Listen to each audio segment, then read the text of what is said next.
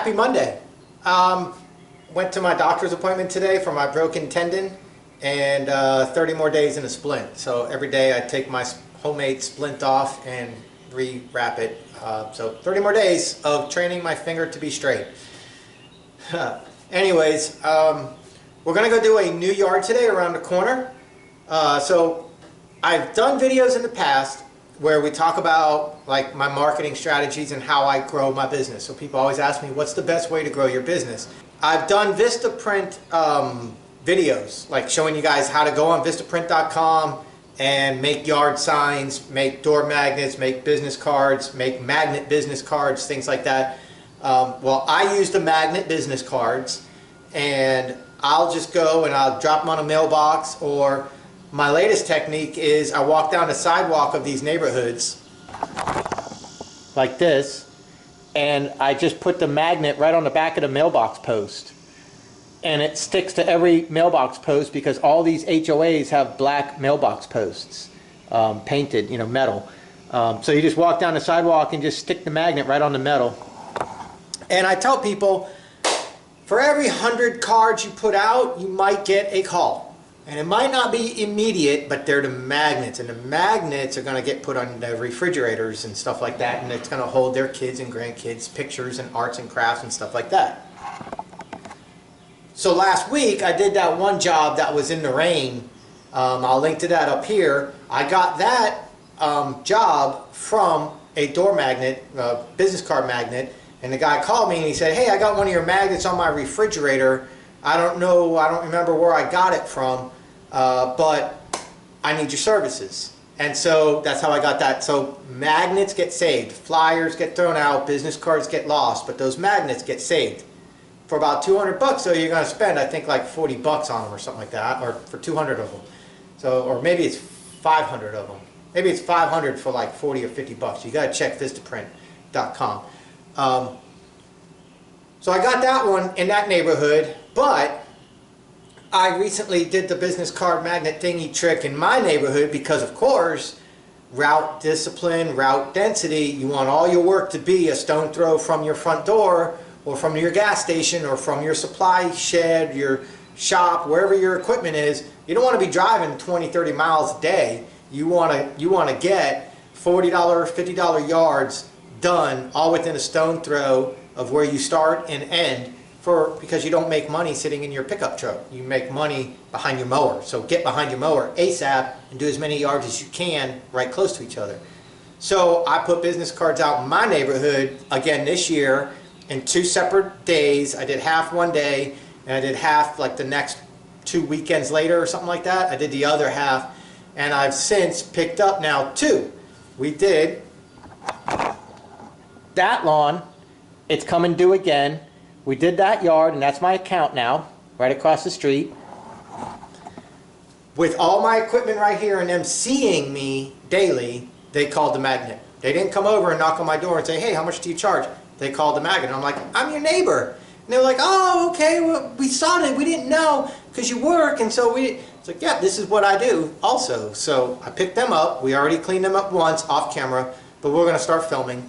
And now I just picked up another one down right around the corner here, close to the other 2 that I do down the road. So route discipline, route density, perfect. All right, so I got like 8 or 9 in this little neighborhood now, right here in my own little neighborhood that I service. And I got some that are outside of here too that we haven't done on video yet, but we'll get to that. We'll get to that. So anyways, those little business card magnets, they really do work good. And I mean, this place is saturated with lawn services. In fact, there's 1, 2, 3, 4 lawn services in this neighborhood alone. And I'm still, my magnets are still picking up accounts. So okay, so we're at the new yard here. Really simple. I already edged it. It's not in bad shape at all. This is a basic, easy yard. We got 1 bush up there and 1 on the other side. And I asked him if he can move his cars anytime soon. I'll trim it up. But I'm not going to trim it with the cars right there. Nice, decent sized backyard, not bad at all. But we're going to make a lesson here. This is a simple, basic yard. But you got this, what's it called? False box fence or something like that. That the way the fence is and the grass can grow up in between it. So I'm going to show you guys a trick back that I do for many years to keep you from having to tear up the wood. You don't want to tear up the wood, mark it up too bad with your weed eater line, but you want to get this stuff off the fence, you know. So I'm going to show you guys how I do that, and we'll start with that right now and get that cleared up, so then I can come back with my walk behind and just clean it up. Here's what's going to happen. I got most of the yard weed eated. I'm going to go down there and I'm going to come back this way on the fence, and then what you see left standing up along the wood is I'm going to come back and I'm going to flip my weed eater over and I'm going to edge right along the wood. Now there'll be some contact, but the contact is down low at the grass line. But anything that's hanging out like this is going to get sliced off like an edger and fall back up into the wood. Now, at that point, if you really need to get picky about it, then you can lightly spot spray what's left when you leave, and it'll be perfect the next time you come back. But I think it's going to be perfect anyways. Let's see what we got.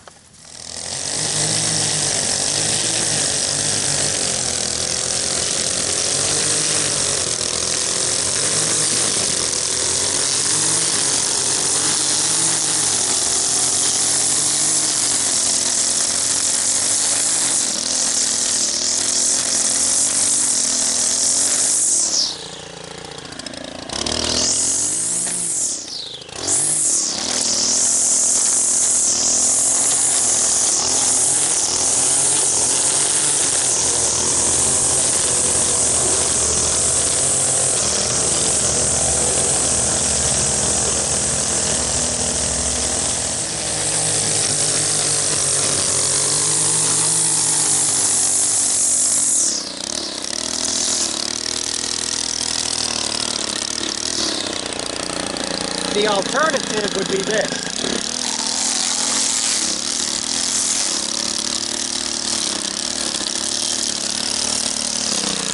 And that's not something you want to do. That was low power.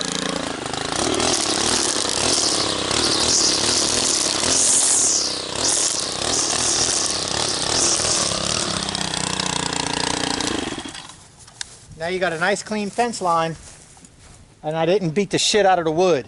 I didn't beat the wood.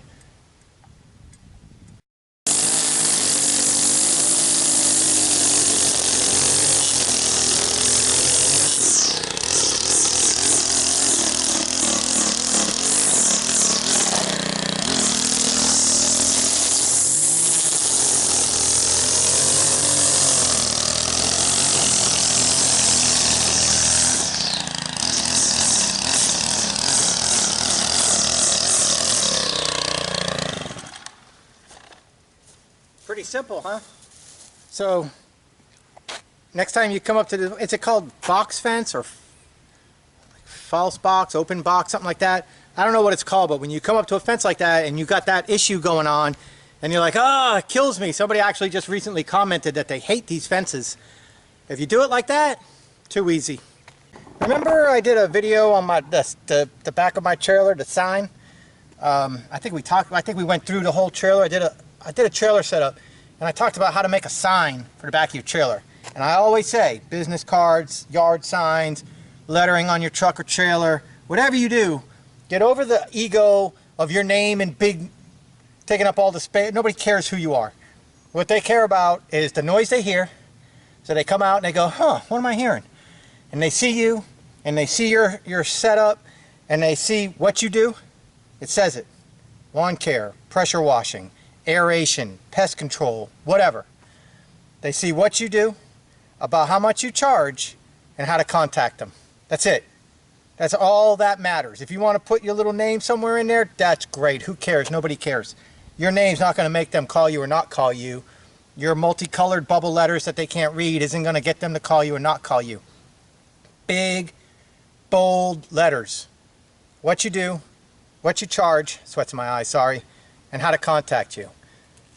So I got this yard just from that magnet, and then my tailgate was up on my trailer, and I got the sign there, what I do, about what I charge, and how to contact me, and I just picked up that yard with the red car because he injured himself weightlifting, and he needs somebody, and here I am, and he saw $40 most lawns. And he said, is that me too, front and back? I said, yes, sir.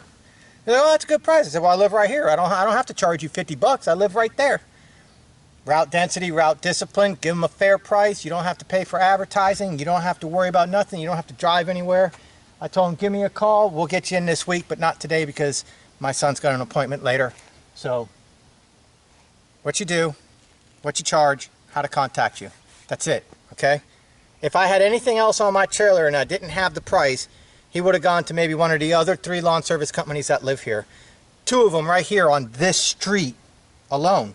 And I'm cool with them, don't get me wrong. But he went with me because of the sign. And that is marketing. And that's how people are. All right, they are, I don't want to say they're lazy, but people don't, when it comes to lawn service, people aren't doing Google searching and 5-star review and stuff like that. They're not spontaneous, but it's opportunistic. When they see you, that's it. Boom, done deal. But oh, I need that. I want that guy right there. Oh, go get that guy. I need him to cut my grass. That's how they are. Let them know about how much it's going to cost them, and they won't be afraid to approach you. Leave it in question, and they're going to go, I don't know. Okay, so I got it edged, weed-eated. I cleaned it all up. I trimmed the bushes. I cleaned up the bushes. I raked them up. I got everything cleaned up. We're just going to mow, just do a quick little mow now. We're going to get it down to like 2 3/4 inches, and we're just going to cut this grass up real fast and get out.